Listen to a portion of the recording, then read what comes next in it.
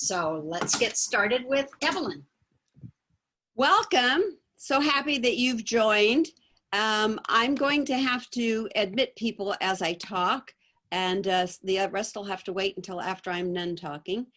And this is a celebration of my book, Between Inca Walls. And normally I would have a lunch in a bookstore, but you know what's happened with bookstores these days. We can't go to them. So like everybody else, we're doing things on Zoom. We expect technical glitches. So just be flexible, which is what we learned in the Peace Corps, is to be flexible, including we have an alert that our electricity could go off. I hope it doesn't. It hasn't the last 2 days when we have warnings. And so anyway, happy that you've connected with us. And we're recording this, so if you don't want to be seen and I've muted a lot of people because until the end, then you can unmute yourself. So let me just do that. We're going to travel from Montana to Mexico to Peru. If you have questions, put them in the chat.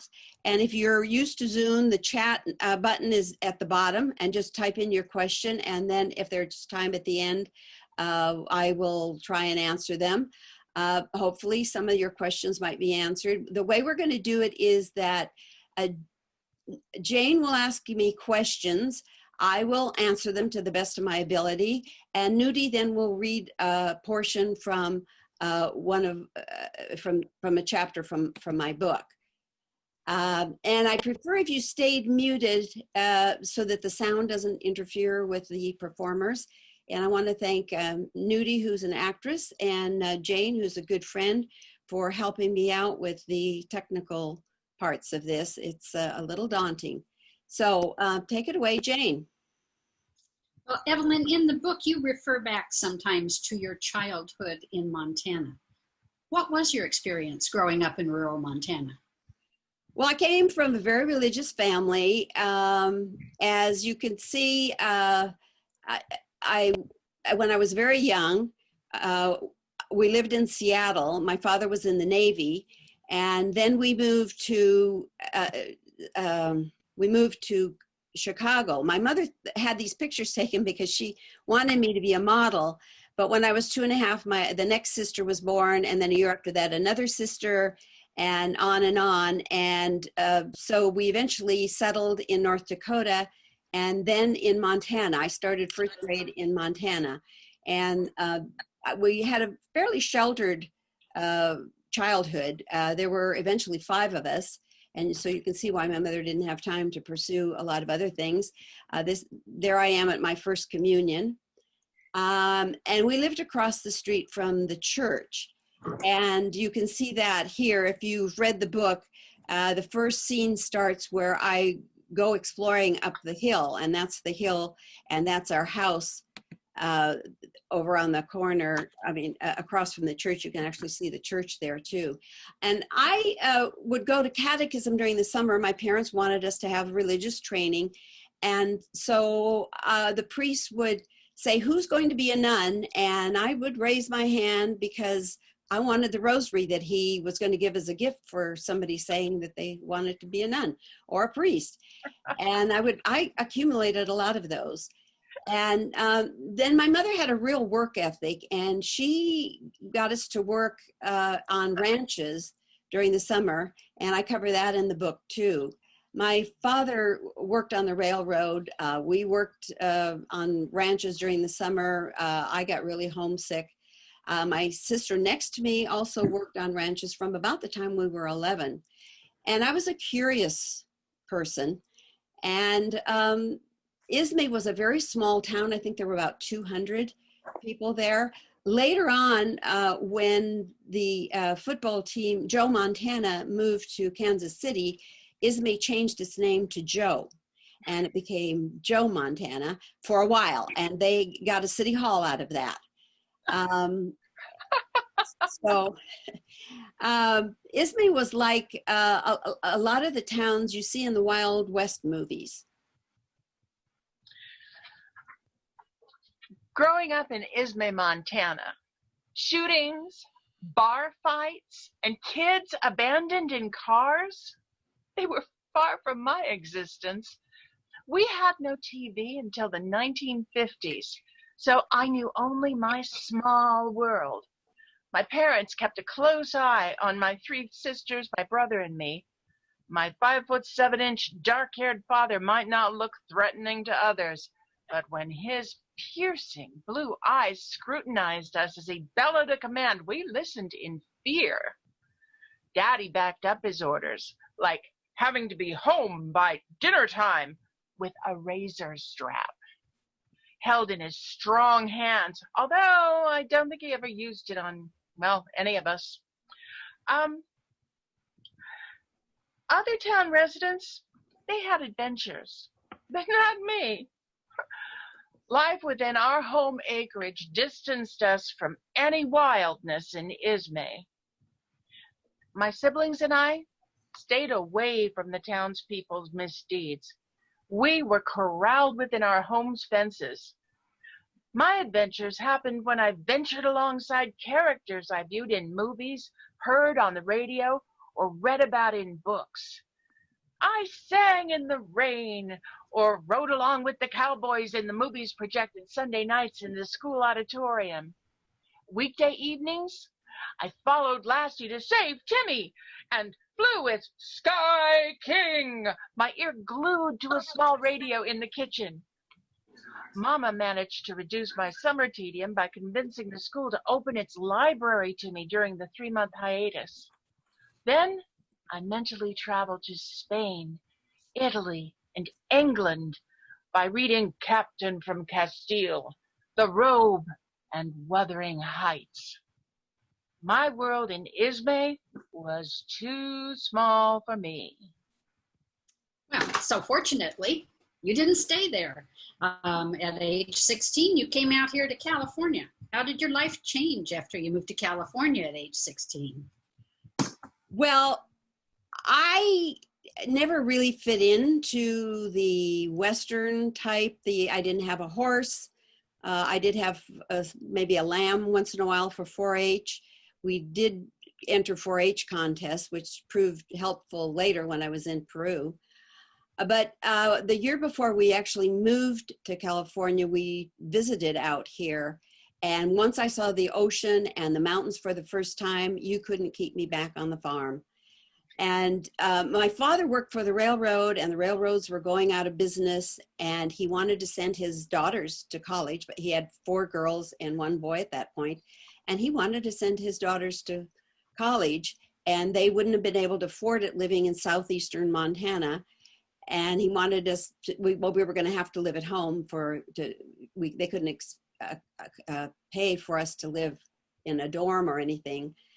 So he got a job with a federal aviation agency out in Fremont, and we moved here the senior year, my senior year when I was 16. And I was enthralled. I mean, California was bigger, it was more ethnically diverse. Things were more hectic, which had its problems for the family. And I went from a high school class at Sacred Heart High School in Montana, from a class of 28 to a class of 400. And so it was a big change. And one day the Sisters of the Holy Names came to the high school, and actually came to the church, and they were talking about Holy Names College. Well, I had applied to San Jose State, and I'd been accepted there. And I went up to Sister Paulina Mary, who was head of the psychology department. And I said, you know, sister, I'm afraid if I go to San Jose State, I'll lose my faith. So I got a full tuition scholarship to Holy Names, as long as I kept my grades up. And while I was there, I started volunteering with some other college students with Cesar Chavez down in the Central Valley. And there I met a boy named Tom, and he played the guitar, and he was handsome. And I had a crush on him. And one weekend I went down to take the census with Cesar Chavez. We were going door to door to find out how many migrants there were. And I said, where's Tom? He's not here. And the priest in charge of the program said, "Oh, Tom joined up for the Peace Corps and is in Peru." So guess what country I put down when I got the application for the Peace Corps? I put down Peru. So before that, I spent a summer of my junior year in Mexico, and that's also in the first chapters of the book. I got lost in Tijuana. And when I graduated from college, I felt like I probably owed the nuns to become one of them, to enter their order. But after the summer in Mexico, I didn't enter the convent. At the NFCCS convention, Sergeant Shriver, the director of the Peace Corps, gave the keynote speech to the assembled Catholic College representatives. He expressed his belief in the idealism and responsibility of young people like me. They say the flame of idealism, which illuminates the first pages of our history, is being smothered by the weight of material plenty, which has made America the richest country in the world. They argue that young Americans have gone soft. Today, the record that American youth has made in the Peace Corps service stands as a dramatic refutation of these charges. The charismatic director said that 5,000 Peace Corps volunteers now served in impoverished countries overseas. The Kennedy administration planned to have 13,000 volunteers in the field by the end of 1964, and I vowed to be one of them. California and Mexico, and who knew what part of the world I'd discover next?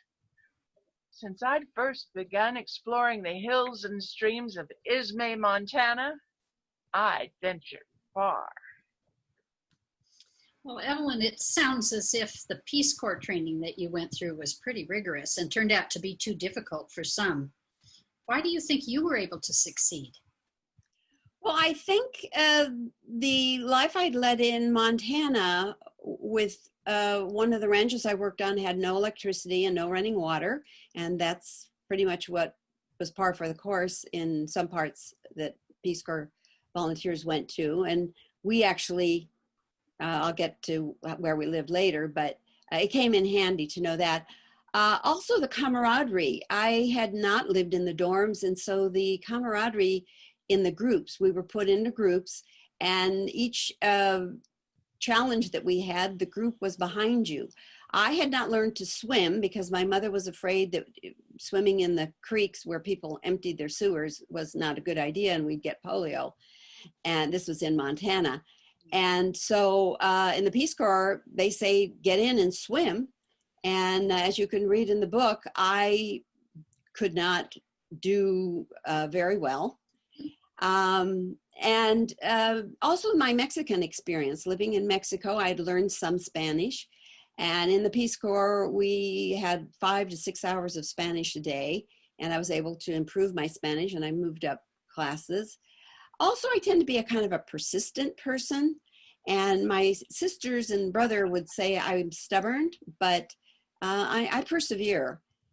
And for example, when I went to high school, my parents wanted me to go to a Catholic high school, but it was 60 miles away. So I lived on my own from the time I was about 14. And for 3 years in high school, I did have roommates, but lived in an apartment. And I did things like learn the value of money. I had a weakness for nice clothes, still do. And I remember my parents allotted me, I know our rent per month, my portion was $17 in Montana. And so we didn't live very high on the hog. This is when I went to high school. And I think I got $30 a month for food. Well, one day at the beginning of the month, I saw this beautiful blue dress with black piping. Remember it to this day. And I bought it. And then I didn't have money for food. So that taught me how to save. And as Marie, who's on this call, can attest, we would pool our money and we would buy what we needed to. And we ended up saving a lot of our money, which was handy in the end. Also, I had a lot of good women models. That also is covered in the book. But a friend of my mother's, Fernan, had been in Europe at the end of World War II, well, during the whole war. And they had no food. She had to go pick up leftover potatoes that hadn't been harvested in the field. And I worked for her, and I loved hearing her stories. So I had models of independent women. I was curious, and I like to take risks, still do. Like this program is kind of a risk. Even though I was afraid of heights and I didn't swim, I was eager to learn. So I was always eager for adventure, and I loved the challenge. 23 of the original 102 trainees had departed the program by the end of 2 months at Cornell. 2 female students returned home to boyfriends. Another's allergies became a medical liability. A few decided they couldn't live for 2 years without running water, electricity, or bathrooms. Now, why they hadn't realized that before applying to the toughest job you'll ever love, I didn't understand. I certainly considered these inconveniences and determined that one sometimes had to suffer a bit in order to do good. Small sacrifice for a life of adventure and noble purpose. The rumor mill reported various reasons for volunteers being selected out. Too young, stated the letter of dismissal to a 19-year-old guy who hadn't gone to college. 5 male volunteers were deemed immature. One of them didn't get along with others, and another was said to be obnoxious. One female volunteer changed to a group going to Africa, her choice when she first applied. In another case, the volunteer should have switched countries. She had, quote, an inability to learn Spanish, a prerequisite for service in South America. I suspected that some of the males had applied to the Peace Corps to avoid being drafted and sent to Vietnam. Camp Radley, Puerto Rico would be the next stop for the remaining 79 of us. Well, Evelyn, when you arrived in Cusco, it turned out the Peace Corps regional director didn't apparently know you were coming and didn't have an assignment for you. How did you and Marie handle that? Well, that's kind of a long story. When we got there, it was the year that Peru had the most volunteers, and there were the most volunteers in the Peace Corps. Now they're about 7,000, although they've been pulled back because of the pandemic. But in 64 to 66, especially in 66, I think there were 15,000 Peace Corps volunteers around the world. And Peru had a lot of them. And quite a few had been sent to the Cusco area, although only I think about 7 from our group got to go there. There were others that wanted the Sierra because that's where the history is, that's where it's very interesting, and some didn't. Tom, for example, the Tom I mentioned, I met him one of the first days that I was in Peru, and we went out to lunch, and I hadn't had my money changed from dollars to Peruvian money, soles, and so I couldn't pay for my lunch, and that's a no-no with the Peace Corps. You pay your own way. And his hair had all curled up because he got an assignment at the coast. He would have much rather been up in the Sierra and in the Andes where Marie and I were assigned. And so anyway, that was the end of Tom. And so Marie and I waited around. I didn't know Marie that well. She ran around with another group. And but pretty soon we were the only ones that were left. And we said, let's ask if we can go together.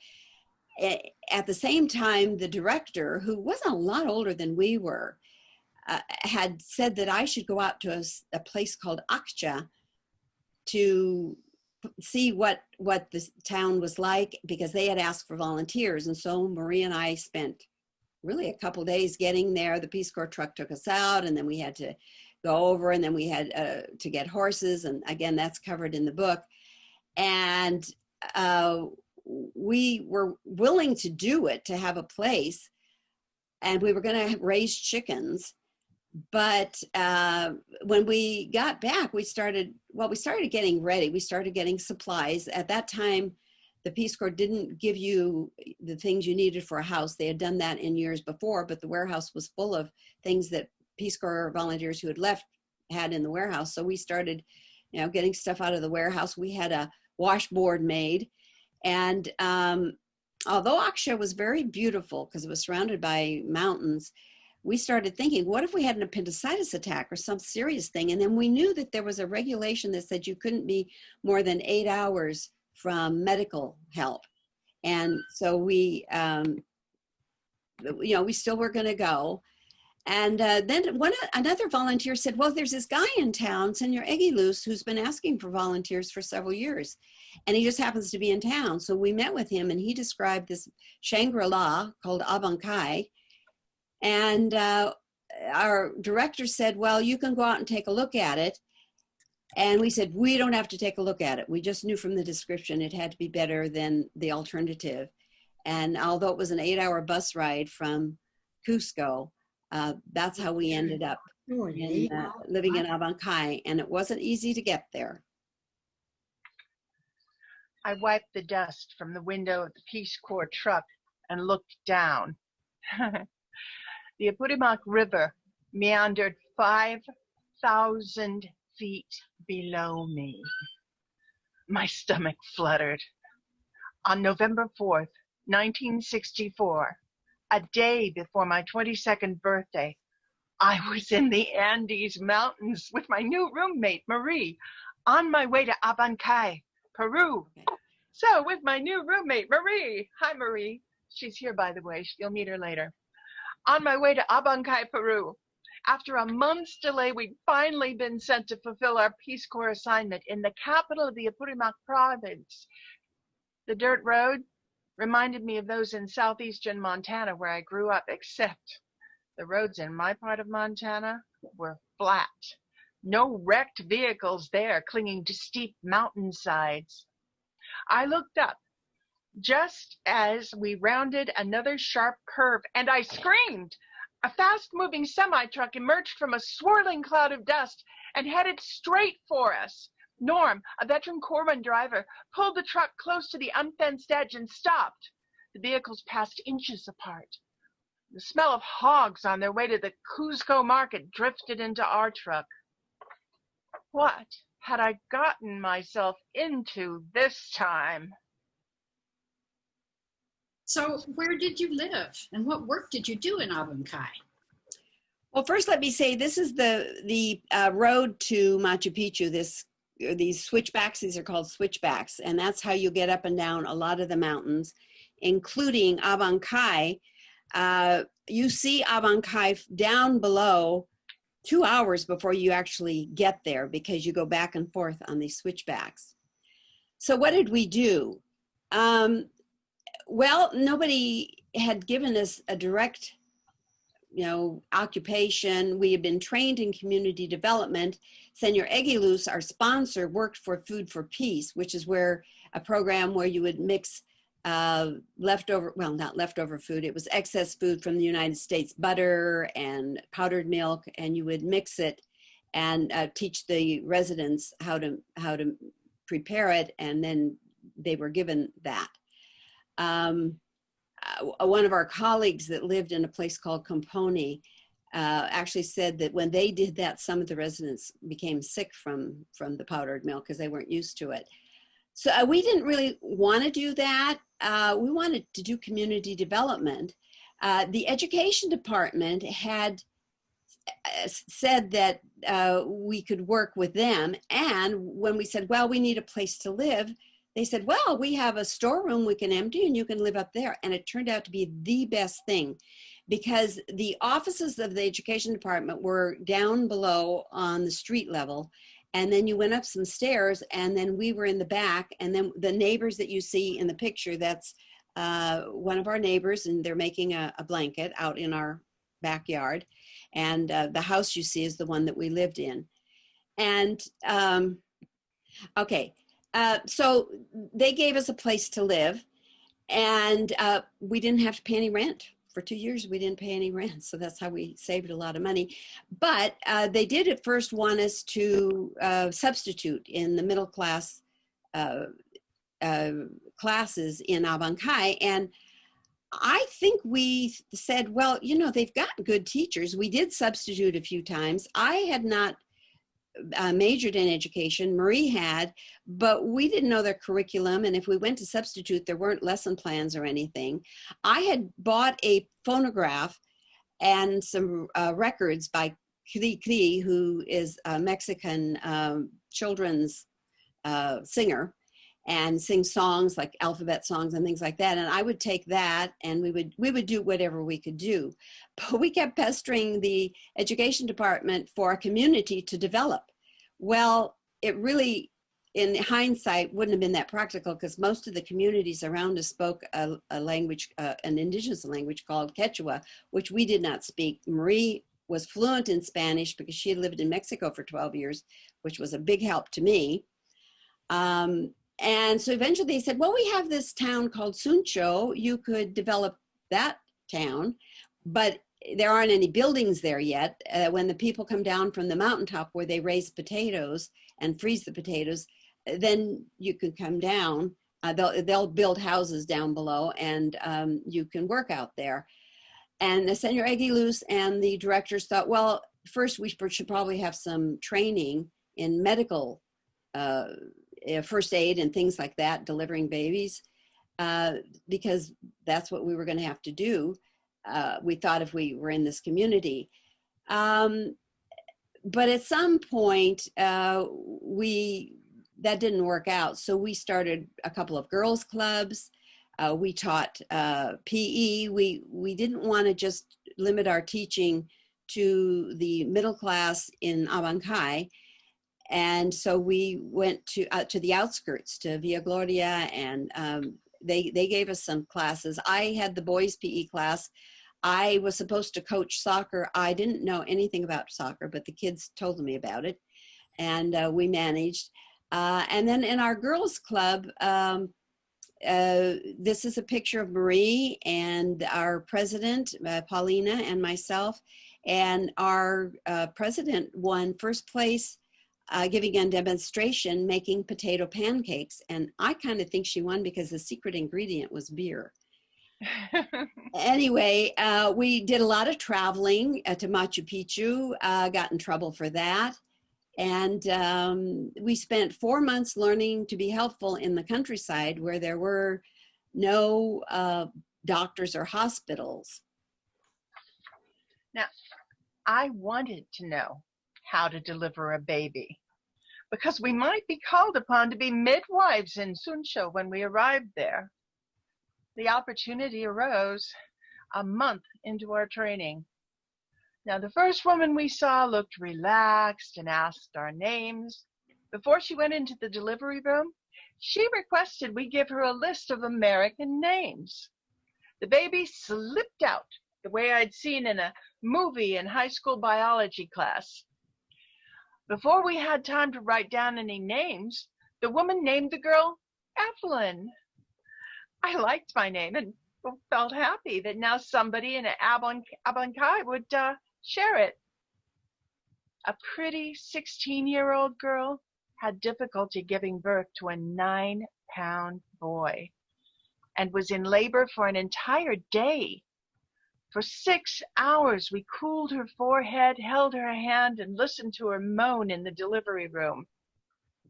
No man had come with her to the hospital.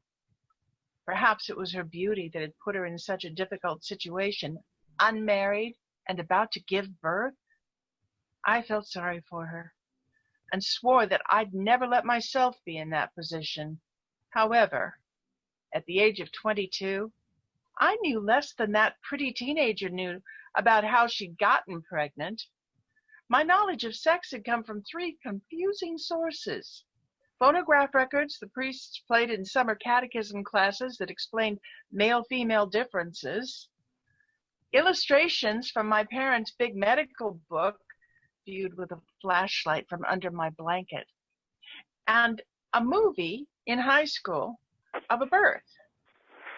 Though I had an idea about how women got pregnant, I'd never been told how to prevent it. Now, however, I only needed to know about birthing babies, not preventing them. So that was ambitious. Evelyn, during your time there, you made a lot of friends, men, girls and boys, but there was one in particular who became a boyfriend. Tell us about meeting Antonio. Well, that was a real coincidence or fate. And in order to find out about him, you're going to have to read the book. That I know, I read it, I know. So we've set the stage, and we encourage everybody to read the rest of the story in the book. But there's one other incident that I wish you would tell us about, and it had to do with the new Peace Corps regional director who came. Tell us about what happened. Well, we got a new director, and this was towards the end of our 2 years. And we had heard that Ayacucho, a town many miles away from us, had a great festivities at Easter time. So we decided to go there.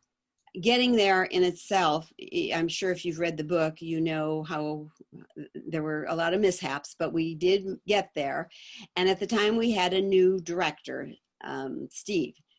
And so usually when they have these big festivities, there's a big feria, and they sell lots of products there.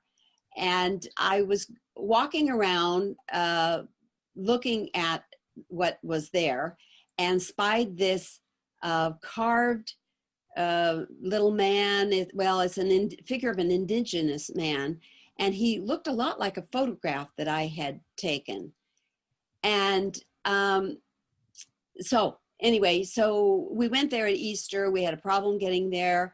And so I started to bargain with the woman for the indigenous figure. At marketplaces, you're expected to bargain. On Saturday, our new regional Peace Corps director, Steve, arrived by car from Cusco and suggested that we all go to the big outdoor feria market. I loved being tempted by so many colorful handmade items while walking among the hundreds of vendors selling blankets, rugs, and handicrafts of all kinds. A 2-foot-high wood carving of a bent-over little peasant man leaning on a cane caught my eye. The figure looked exactly like the indigenous man in a photo I'd taken on a Cusco street. I had to have it. The female vendor wanted 500 soles, about $18.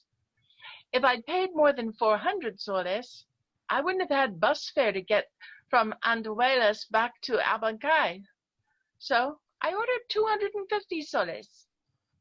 She scoffed at my offer, so I feigned a lack of interest in the little man by looking at less expensive items. And I upped my offer by 50 soles as we talked. The woman said that her son, a taxi driver who'd lost his legs in a car accident, had carved the wooden figure from a tree stump. The story, true or not, impressed me. After an hour of bargaining, we were friends, and the woman said she'd accept 400 soles for the sculpture. Overjoyed at my prize, I was digging the money out of my purse when Steve, my new boss, walked by, and he casually asked the vendor how much she wanted for the carving. She answered, 500 soles.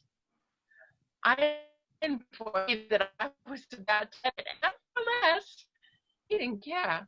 Steve whipped 500 soles from his pocket and took the figure for himself.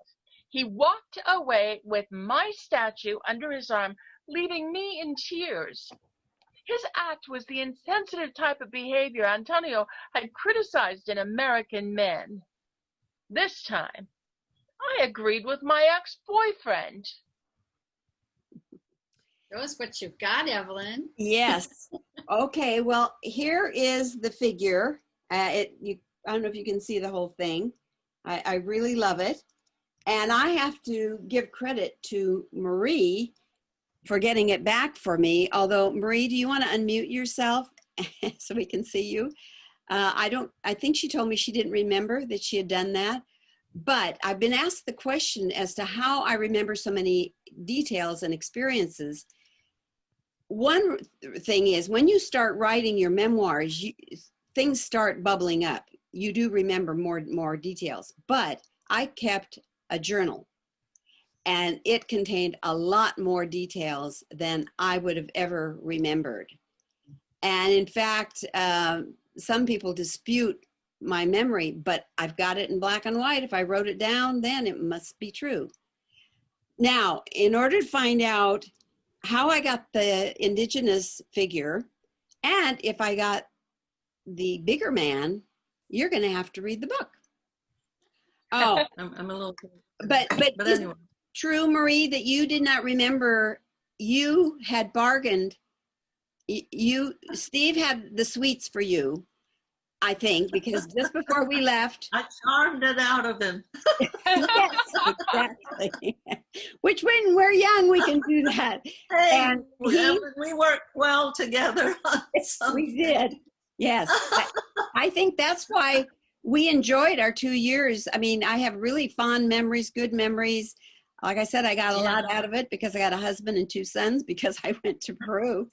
And that was, and we exchanged memories. Marie, I know, has been reading her journals, and I fully recommend writing a memoir because it's very cathartic.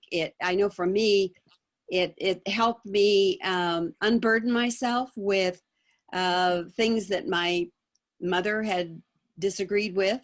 And there was an article in today's newspaper, our local newspaper, and the woman who interviewed me put in there that my mother would not have been happy with my book because of the ending of it. I mean, my parents were very happy with who I married, but they were very everybody proud. loved Walter, Evelyn. Yeah, his name. My parents loved Walter too. Yeah, Marie. Well, okay. In the book, he's Antonio, and the reason for that is Antonio. Everybody loved Antonio. the reason for that is that he's a very private person, and although he's been very supportive of my writing, and for over 50 years, 54 years, he's been quite supportive most of the time. Although I have a sequel that I have written, I'm rewriting it right now. And there are ups and downs, as there will be in most marriages, I suppose. But I didn't know if mine was unusual because we came from 2 different cultures, and we had similar value systems, but we didn't always agree. Surprise, surprise. No. And one question I wanted to ask you is, what prompted you to write your book after all those years? I know why I'm writing mine, but I'm curious as to what motivated you to go ahead and write it now. Yeah, I've always enjoyed writing from the time I learned how, and I think I enjoy writing because I enjoy reading. But a lot of my writing was academic. I got a doctorate in multicultural education and had to write a dissertation, and that's very different than narrative writing. And when I first started writing my memoirs, I was told flat out, you don't say what you're going to prove and then prove it. There's a definite way that you do it. And between, we had workshops. Carol, actually, Hall, who was just talking a while ago, when she was president, we had a number of good workshops by Jordan Rosenthal and a number of really good, Martha Alderson. There's some really good people in the Bay Area that give workshops. And so I learned good writing then. Jordan, I remember taking a class on scenes, and I wrote one of the chapters right there in her class. And the other thing is I hooked up with a developmental editor, Charlotte Cook, and she has been extremely helpful. Now, in the beginning, it's kind of a shock. I don't know if some of you who write, that you write something and you think, wow, this is really good. It's not necessarily. I mean, unless other people, unless it's good to other people. That. Yeah. And so, cause I know this because I used to do what people do to me. They'll give me a chapter and say, ooh, what do you think? And you can tell that they want you to praise it up the hill, but something you just don't understand. Tina, who's on here, also read some of my things, and she would write little notes, and it helped if she didn't understand something, how to clarify it. And Tina also was in the Peace Corps in Tonga and has written her memoirs. Tina, what's the name of your memoir, or do you want? Oh, it's Everything I Should Have Learned, I Could Have Learned in Tonga. I'm keeping it as sort of a secret. Because Good title. Sequel now that's called Letters of Apology for my first memoir. It takes some doing, and I think it takes some doing to enjoy it. And I have gotten to the point that there's nothing more pleasurable for me, and I'm an extrovert, mind you, quite far over on the scale of extroversion. And there's nothing I like better than just sitting and writing, and I can write for, 8 hours straight, sometimes forgetting to eat. And the rewriting too. I also like the rewriting. What you do is, what I did is what's recommended is you write everything and then you go back and you rewrite it. And in the rewriting, you perfect it. And I'm doing that with my second one, which is a sequel to this first one. And I talked to a publicist today, and she said, people are asking me, they want to know what happened after the wedding. And it was my developmental editor that told me to end it at the wedding. So you got to get a lot of good advice. There are a lot of people around that are very helpful. Writers, the writers group, Secret, She Writes Press, they're very supportive. And I tried to publish the way most Peace Corps people do, through a particular way, through Amazon. It used to be called, I don't know what, they change their names all the time. And most Peace Corps people— Create Space. Yes, Create Space. But I never got an answer back from the people who were going to get me were going to help me. Never, in years, never got an answer back. And then I talked to Carol, she's still there. And Carol Bumpus, who has a book coming out next week on French cuisine. Carol, if you want to come on and say what the name of that is, you can give it a plug. But anyway, I knew about She Writes Press, and I knew about the founders of it, but it costs money. And I sent out a few query letters thinking somebody might want to publish my memoir, but in reality, new authors aren't picked up by the big publishing companies. And She Writes Press has been marvelous. They don't let everybody publish with them. They have high standards, and their covers are really good. I mean, don't you love my cover? Love your cover. I'm trying to figure out what the cover for the next one. It's tentatively called Starting from Scratch, but they changed the name of this. The first one was, I don't have a picture of the first one they came up with, but it was on a winding mountain road. And I had led them down that path. I had shown them pictures of it, because the way our romance went back and forth and back and forth. But then when I looked at it, and my editor said, look, that road could be any place. The road could be, and she had owned a bookstore and said, it's very important. People will not pick up your book if you don't have an attractive cover. So for those of you that still have to publish, we'll see. Anyway, okay. Evelyn? Yeah. Evelyn?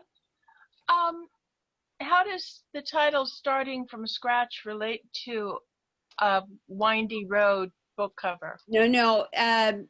Starting from Scratch is the next one, the sequel after this. And it's where we come up from Peru and try to make a living and a life in California. And my husband didn't know the language. He had no employable skill.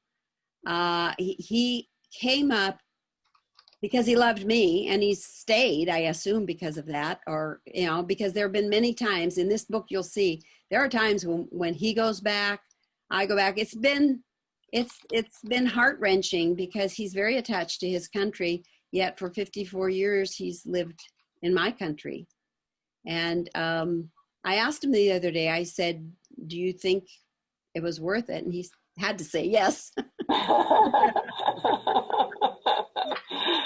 You know where he sleeps. Exactly. Oh, okay. So Carol wrote, the name of her book is Searching for Family and Traditions at the French Table, Book 2. She's published 4 books through She Writes Press. I think, this is the second one, and she has lots of recipes in it. At one point, because of the pandemic, she had us helping her test out the recipes. Ooh, yeah. And I ordered my copy today, and she'll be doing a Zoom meeting on September 3rd. And she's another She Writes Press author. Well, it's 7 o'clock. I said I wasn't going to keep anybody for more than an hour. I very much appreciate your attention. I hope you've enjoyed this. If you don't have the book, you know where you can get it. And my email, my direct email is elatorre@aol.com.